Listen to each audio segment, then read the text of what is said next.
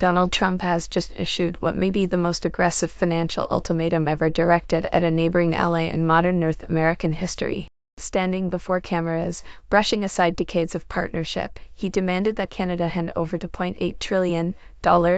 He framed it as repayment for years of military protection. He described it as compensation for what he called unfair trade.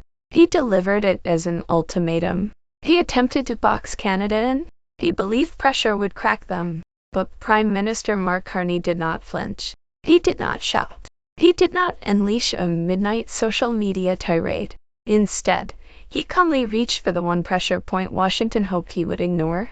Now the ripple effects are moving from global markets to local gas stations and straight into Pentagon planning rooms. Over the next few minutes, you will see what shifted, who felt the shock first, and why this $2.8 trillion threat could be remembered as the single greatest strategic misstep of Trump's political career. Here is how it unfolded.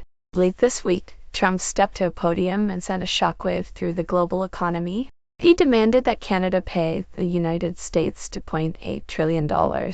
His reasoning was rooted in grievance. He argued that Canada had benefited from American defense guarantees under an NORAD and NATO for 70 years without paying its share. He claimed Canada's trade surplus amounted to theft from American workers. He declared they owe us and they will pay, or we cut them off. He believed it was the ultimate show of leverage. He assumed he was confronting a weaker neighbor that would hurry to Washington, bow its head, and plead to keep the border functioning. In Trump's framing, Canada was practically a 51st state waiting to be disciplined. But he is not facing a timid career politician. He's facing Mark Carney.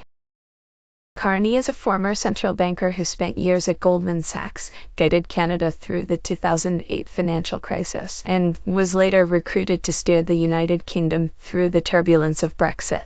He understands financial markets at a level few leaders do. He understands leverage.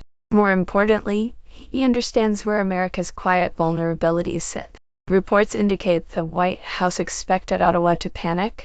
They anticipated an urgent call from the Prime Minister's office asking for relief. Instead, Washington heard silence, followed by a lesson in economic statecraft. Carney convened a press conference in Ottawa. He stepped to the podium, met the cameras calmly, and showed no visible agitation. He did not offer a dollar. He did not even repeat the $2.8 trillion figure. Instead, he announced an emergency national security review of Canada's critical energy and mineral export systems. He did not threaten. He simply stated a reality. Trade runs both directions. Within minutes, global markets grasped what Trump had overlooked. To understand why Washington is scrambling privately, you have to examine the numbers rarely highlighted on nightly news. Start with heavy crude. Trump frequently promotes American energy independence. He assures voters the United States drills enough oil to stand alone. That independence is largely an illusion. The U.S. depends heavily on Canadian supply to keep refineries operating and vehicles moving. Canada currently provides more than 60% of all U.S. crude imports. Roughly 4 million barrels of heavy Canadian crude move south daily through pipelines like Keystone and Enbridge, feeding major refineries in the Midwest and along the Gulf Coast. Those facilities were engineered specifically to process heavy, sour crude from Canada. You cannot simply substitute it with light crude from Texas. The chemistry and infrastructure do not allow it. If Canadian flows are reduced or halted. When Carney mentioned reviewing export infrastructure, oil traders immediately understood the implication. Crude prices jumped. Midwest refineries issued warnings to investors.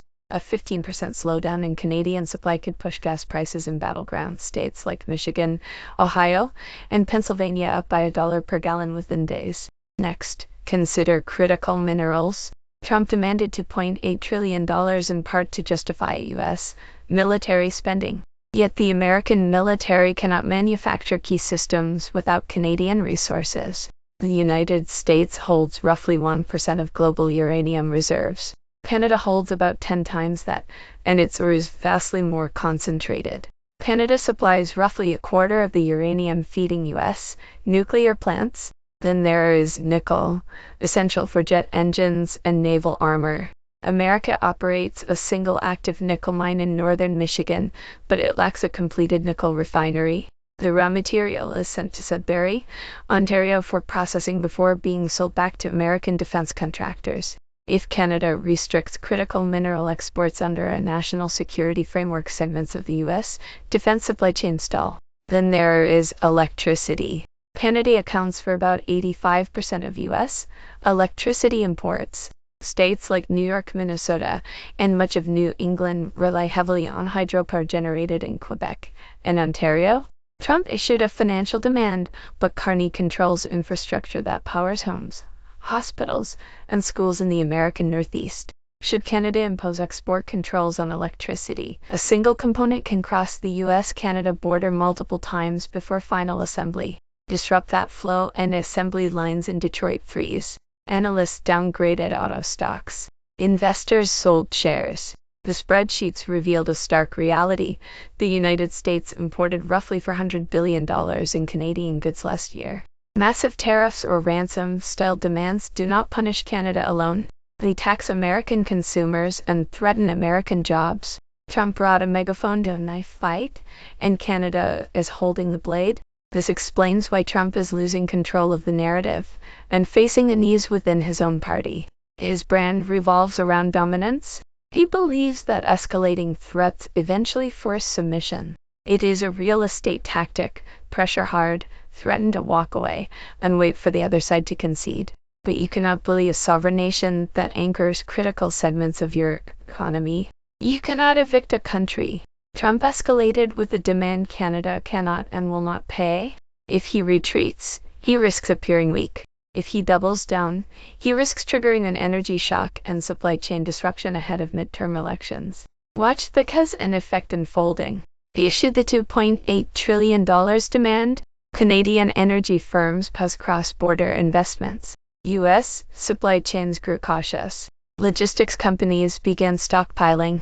Freight costs rose sharply due to uncertainty. Those costs passed directly to consumers at grocery stores. Trump aimed to isolate Carney. Instead, he isolated himself. Reports suggest economic advisors are urging him privately to abandon the demand. They are presenting refinery data and highlighting billions in aluminum imports vital to aerospace. They recognize the U.S. holds vulnerabilities in this equation. Trump often reacts quickly, shaping policy from impulse and cable news narratives. But the global economy has adapted. Markets respond to unpredictability by seeking alternatives. Investors dislike instability, and unpredictability is now priced into American risk. Trump demanded compliance. Canada pursued options. Observe Carney's approach. He does not trade insults online. He uses institutions, alliances, and market mechanics. As governor of the Bank of Canada, he anticipated the 2008 crisis early and slashed interest rates to shield Canadian banks while U.S. institutions collapsed. In London during Brexit turmoil, he stabilized markets again.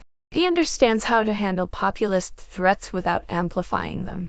While Trump spoke publicly, Carney reportedly advanced trade talks with the European Union, the United Kingdom, and Indo-Pacific partners. The message to Washington was clear: Canada has alternative buyers. The U.S. share of Canadian exports has fallen at around 71%, the lowest since the early 1980s. With the expanded Trans Mountain Pipeline operating at full capacity, Canada can ship significant volumes of crude to Asia directly. Carney is not just responding to the news cycle, he is recalibrating continental leverage. At global forums like Davos, institutional investors listen when Carney speaks. Markets brace when Trump does. Carney practices forward guidance, signaling intentions clearly and following through. It builds credibility. His long strategy appears to be coalition building among allies fatigued by Washington's pressure tactics. He is demonstrating that countries need not capitulate to loud demands. They need to understand their leverage and use it. Canada's updated defense industrial strategy reflects this pivot. Rather than relying solely on U.S. procurement, Canada is expanding. What does this mean for you? Even if Canadian politics feels distant, its economic ties are immediate. Gas prices, heating costs, and grocery bills are directly connected to cross-border energy flows. If Trump insists on the $2.8 trillion demand and Canada restricts exports, inflation absorbs the shock. Consumers pay indirectly. Zoom out further. This confrontation signals something larger than a trade dispute. For decades, the United States served as the anchor of global stability. Demanding trillions from a closest ally challenges that image. If Washington can pressure its nearest neighbor, what stops similar demands toward Japan, Germany, or South Korea? Trust erodes quickly. Alliances weaken. Carney did not raise his voice. He raised the consequences. Leaders worldwide are studying the contrast. Canada is illustrating how to counter economic coercion without theatrics. What happens next? In geopolitical crises, diplomats usually seek quiet compromise. But Trump does not favor retreat, and Carney does not bluff. 3 outcomes are possible. In the first, markets decline, fuel prices edge upward, industry lobbyists intervene, and donors push Trump toward a quiet pivot. He could claim a symbolic victory while withdrawing the demand. Damage to credibility would linger. In the second scenario, escalation intensifies. Tariffs surge, borders tighten, pipelines close, refineries stall, and regional economic contraction follows. In the third, Canada accelerates diversification so rapidly that the U.S. loses preferential access to key minerals, prompting security reassessments and a public retraction. Whatever path unfolds, the uncertainty is real. Trump attempted to treat Canada like a distressed asset he could pressure and acquire cheaply. Carney demonstrated that Canada controls essential infrastructure. The 2.0, the question is yours. Is Mark Carney safeguarding Canadian sovereignty with strategic precision, or is he provoking an overreaction that could destabilize the continent? Share your perspective below. Tell us who you think blinks first, and subscribe for the next update as this economic confrontation continues to evolve faster than most headlines can track. Stay alert, and I will see you in the next one.